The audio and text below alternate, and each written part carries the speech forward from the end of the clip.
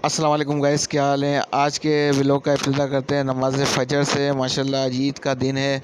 नमाज फ़जर हमने अदा की। नमाज फ़जर अदा करने के बाद दोबारा हम घर की तरफ चले।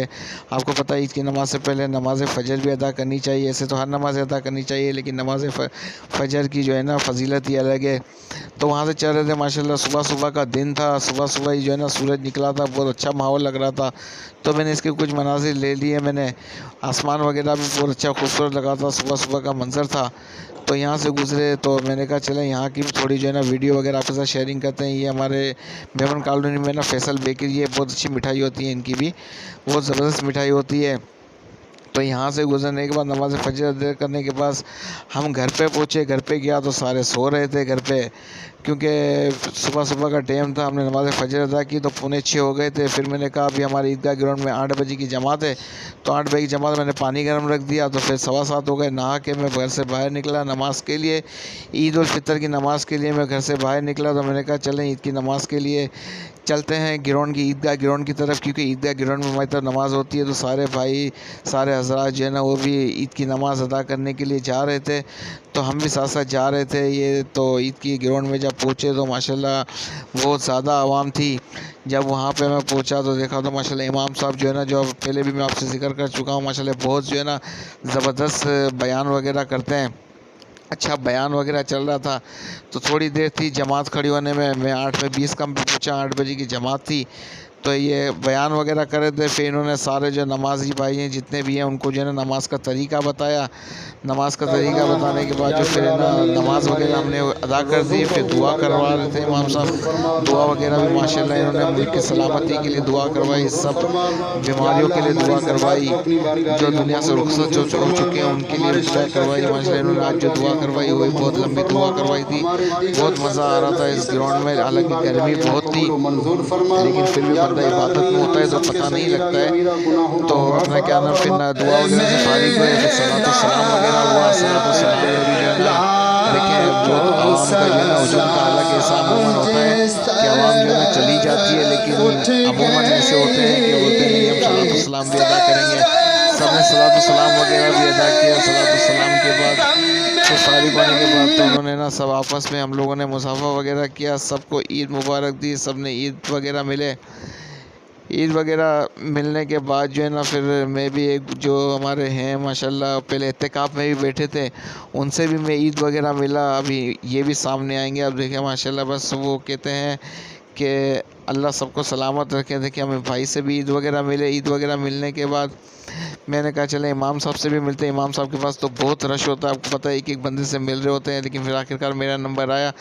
मैंने भी इमाम साहब को मुबारकबाद दी ईद उल फितर की। इमाम साहब ने मुझे ईद मुबारक की फितर दी। माशाल्लाह बहुत मज़ा आया। फिर मैं मिलते वगैरह करते थे। मेरे कज़न मेरा इंतज़ार कर रहे थे ग्राउंड के कोने। फिर मैं इनके पास गया। ये मेरे सारे कज़न हैं, इनसे ईद वगैरह मिला। देखिए सबसे मेरे बड़े कज़न हैं, ये मेरी फूफी के भी बेटे हैं, मेरे मामू के भी बेटे हैं, ये इनके छोटे भाई हैं आसिफ भाई, और वो हमारे भाई हैं। भाई को तो आपने देखा ही है। सबसे ईद वगैरह वगैरह मिलने के बाद आपस में फिर मैंने कहा चलें चलते हैं। फिर हम लोग वहाँ से चलें, पैदल चलते रहे, क्योंकि ईद उल फितर की नमाज़ में ऐसा होना चाहिए कि एक रास्ते से आप आएँ और दूसरे रास्ते से जाएँ, एक रास्ते से आएँ और दूसरे रास्ते से जाएँ।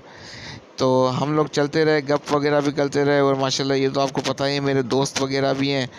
तो मैंने कहा चलें यार मेरा रास्ता वहाँ से चलते हैं। तो ये भी मेरे साथ साथ चल दिए। हम लोग भी रास्ते में गपशप लगाते हुए हम लोग भी चलते रहे। मैंने कहा चले हम घर की तरफ चलते हैं, क्योंकि पूरी रात जो है ना नींद भी एक तो नहीं हुई थी, पूरी रात सोए नहीं थे। अगर सो जाते तो फजर की नमाज़ निकल जाती।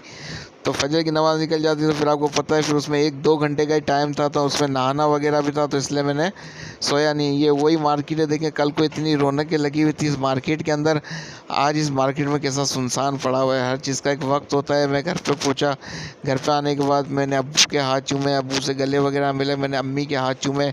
इनसे मैंने कहा कि मुझसे कोई गलती हो गई तो मुझे माफ़ कर देना। फिर मैंने कहा ईद का मौका है, कल रात को मुझे दूध नहीं मिला, तो मैंने कहा मैं दूध लेके आ रहा हूँ, क्योंकि ईद के मौके पे शीर खुरमा भी मैं बनाता हूँ। तो इस शीर खुरमे की रेसिपी भी मैं इंशाल्लाह आपके साथ शेयर करूँगा अब इसी वीडियो में। तो मैंने कहा चलें ठीक है। फिर मैंने बर्तन वगैरह कुछ ले लिए, मैंने दूध वगैरह लेके आ गया। दूध वगैरह लेने के बाद मैंने बर्तन में दूध वगैरह कल्टी किया। दूध वगैरह इकट्ठी करने के बाद जो है ना इसे मैंने कहा चलें जो है ना माशाल्लाह आज मीठा है, ईद मीठी मीठी ईद है, तो सबको शीर खुरमा मैं ही जो है ना बना के खिलाता हूँ। तो अम्मी ने भी कहा कि इस दफ़ा भी आप ही शीर खुरमा बनाए, तो ये सवैयों का पैकेट ले लिया। सवैयों को ना बिल्कुल जो है ना चूरा कर लेते हैं। फिर मैंने ये फ्राई पैन ले लिया जिसमें मैंने थोड़ा सा घी वगैरह डाल दिया, हाफ एंड टेबल स्पून इसमें घी डाल दिया। घी डालने के बाद इसे मैंने हल्की आंच पे रख दिया था गर्म होने के लिए। फिर ये जब घी गर्म हो गया तो मैंने कहा चलें जब तक दूध वगैरह भी देख लेते हैं। दूध भी अपने जोश में था थोड़ा बहुत, क्योंकि दूध जो है ना अलग गर्म करना है। देखें दूध जो है ना ये उबल चुका है। इसमें मैंने 5 डब्बी जो है ना चीनी की डाल दी, क्योंकि आप अपने हिसाब से डालेंगे। मैंने जो है ना ये 1.5 लीटर मैंने दूध लिया था, तो इसकी वजह से मैंने डाला। फिर मैंने कहा चले अब वो फिर एक तरफ जो घी मेरा गर्म हो चुका था उसमें मैंने सवैयाँ डाल दी। ये सवैयों को है ना थोड़ा सा जो है ना मामूली को जो है ना इसको थोड़ा लाइट ब्राउन कर लेना चाहिए। इतना भी नहीं पकाना चाहिए कि मतलब ये जल जाए, क्योंकि जल्दी अगर ज़्यादा पकाएंगे तो ये जो है ना जल जाती है। तो इसे जो है ना थोड़ा बहुत पकाएंगे हल्की आँच पर, ताकि ये जले ना। तो फिर इसको मामूली पकाने के बाद इसको दूध में डाल देंगे। तो जो है ना दूध में डालने के बाद फिर जो है ना हम इसे भी 5 से 10 मिनट के लिए पका देंगे। ये आपस में मैंने बादाम वगैरह भी काट लिए थे, बादाम मैंने ऊपर से डाल दिए। देखें ये दूध में जोश आ रहा है। कम से कम जो है आप जो है ना इसे हल्की आंच पे, ज़्यादा तेज़ भी नहीं, हल्की आंच पे कम से कम इसे आप 10 मिनट के लिए पकाएंगे। 10 मिनट पकाने के बाद ताकि ये है आपका शीर खुरमा अच्छा बनता है। क्योंकि अगर हमने सेवइयाँ उसमें थोड़ी बहुत बनाई है तो थोड़ी इसमें भी पकनी चाहिए, ताकि इससे आपका शीर खुरमा में जो है ना टेस्ट ज़्यादा अच्छा आता है। तो ये माशाल्लाह मेरा शीर खुरमा पूरा पक्का रेडी हो गया है। जो अब इसे मैं कवर कर दूंगा, कवर कर रख दूंगा। तो फिर अम्मी ने कहा कि मुझे शीर खुरमा आप निकाल के दो। मैंने कहा चलें ठीक है। फिर भाई वगैरह अबू वगैरह हम बैठे हुए थे, जिसमें मैंने 4 प्याली शीर खुरमा लिया। 4 प्याली शीर खुरमा लेने के बाद अच्छी बात है माँ बाप की जो है ना बात भी माननी चाहिए। अम्मी ने मुझे कहा तो मैंने कहा चले मैं ही निकाल के देता हूँ। हालांकि मैं पूरी रात का थका हुआ था, लेकिन मैंने कहा नहीं यार अम्मी ने कहा है माशाल्लाह हमने बनाया भी है मीठी चीज़ें, ईद के मौके में मीठी चीज़ देनी भी चाहिए। तो मैंने 4 प्याली भर ली। मैंने सबको तकसीम किया, जाके मैंने दिया भी खुद। मैंने अम्मी को भी दिया, मैंने अब्बू को भी दिया, भाई को भी दिया। 1 प्याली मैंने खुद ने ली। तो मैंने सबको कहा कि ये मुझे बताएं कि मेरा शीर खुरमा कैसा बना है। माशाल्लाह सबको बहुत पसंद आया।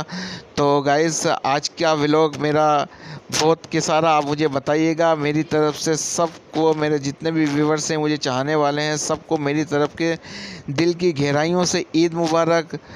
बहुत बहुत दुआओं में याद रखिएगा और अच्छे से ईद मनाइएगा अपने घर वालों के साथ, अपने दोस्तों के साथ, फ्रेंड के साथ, सबके साथ अच्छी ईद मनाइएगा। तो जब तक के लिए अल्लाह हाफिज़।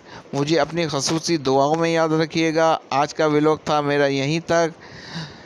तो आप भी मुझे बताइएगा शीर खुरमे की रेसिपी बना के कि आपको भी कैसा लगा। अल्लाह हाफिज़।